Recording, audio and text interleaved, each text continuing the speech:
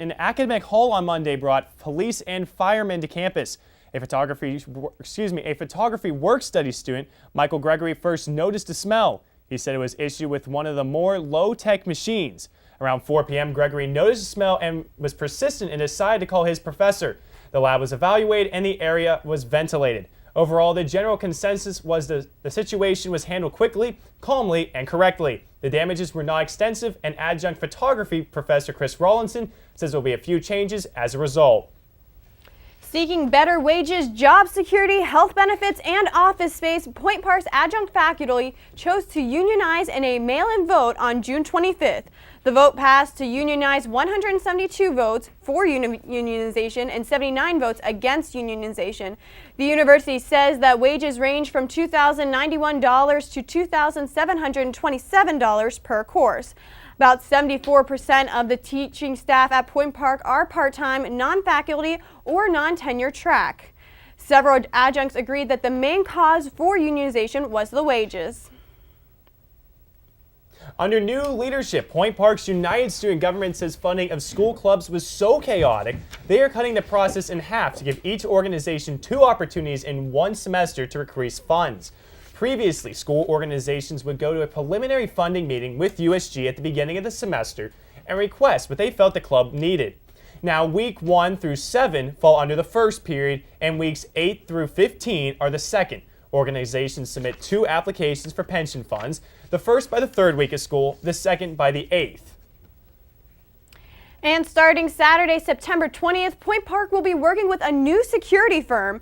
An email from the Point Park Chief of Police, Jeffrey Bisong, says the company, U.S. Security, is expected to hire and staff the desk attendant personnel for the campus community. U.S. Security is an international security company and has had extensive experience providing this type of service to higher education facilities. The university expects a seamless transition to the new firm. The university asked all students to wear their university ID cards to assist the new desk attendants with this transition. Red emergency phones all the time around campus, but how much do they know about what happens at the other end? Point Park Police Sergeant Nick Black says the phone goes into a dispatch center that is manned every day of the year. The 14-person police force utilizes foot, bike, and vehicle patrols to maintain safety around the campus, a place sophomore Zach Aaron says they cover very well. I've seen them walking around campus. I've seen them patrolling sidewalks. I've even seen them responding to crimes off campus. Aaron also says the amount of security to enter the resident hall buildings adds to his level of safety. Safety measures include scanning a photo ID with a PIN code for suites and apartments and having a security desk inside the dorm buildings. Each building houses emergency call boxes. Black says these immediately alert police of any problem. That gives the location of an alert, and our dispatcher is able to look down at the screen and see what box that's coming from, and he can pull up the camera and look at the person at it, and they can speak back and forth while an officer is en route to that location. In the event of an emergency on campus, Aaron says he feels Point Park Police will get the job done. The cops, they have to be accredited, they have to have the correct training, so, there's not a doubt in my mind that they're probably prepared for it. Officer Black wants to remind students that in the event of any emergency, Point Park Police can be contacted using your cell phone or the red emergency phones all around campus. Reporting for Point News, I'm Chris Hoffman. And that's just a refresher for all students of all the safety precautions we take here at Point Park University. Now with sports, Zach, you're here. Ray Rice, he's been on the news for all the wrong reasons. Yeah, Chris, the top sports story this week is the situation regarding the Ray Rice domestic abuse case.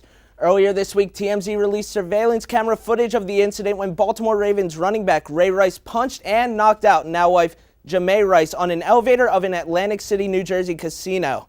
He then proceeded to drag her unconscious body out of the elevator. NFL Commissioner Roger Goodell originally only suspended Ray Rice for the first 2 games of the regular season. However, now that the video has surfaced, the Ravens have terminated Rice's contract, and the NFL has suspended him from the league indefinitely. The Baltimore Ravens are allowing all fans with Ray Rice jerseys to exchange them for free. But the case is in more hot water now, as sources say that NFL executives received the video in April. The NFL claims they didn't see the video until it came out to the public earlier this week.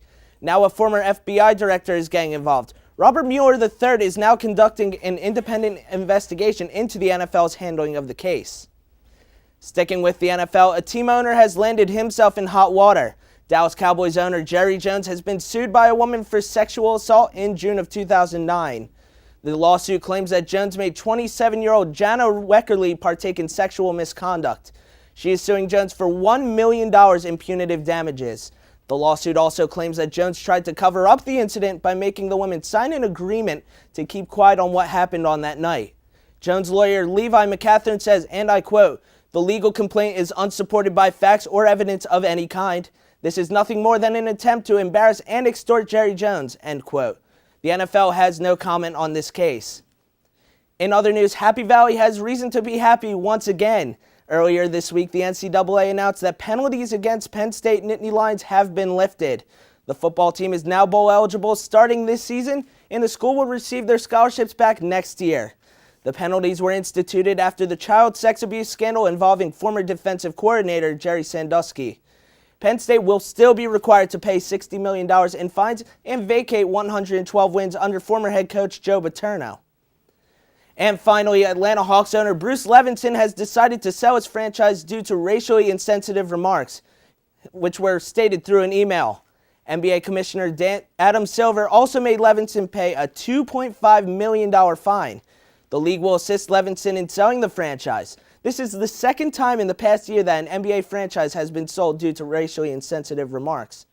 Earlier in the summer, LA Clippers owner Donald Sterling was forced to sell his team and banned from the NBA for life after he was recorded in a conversation saying racial remarks.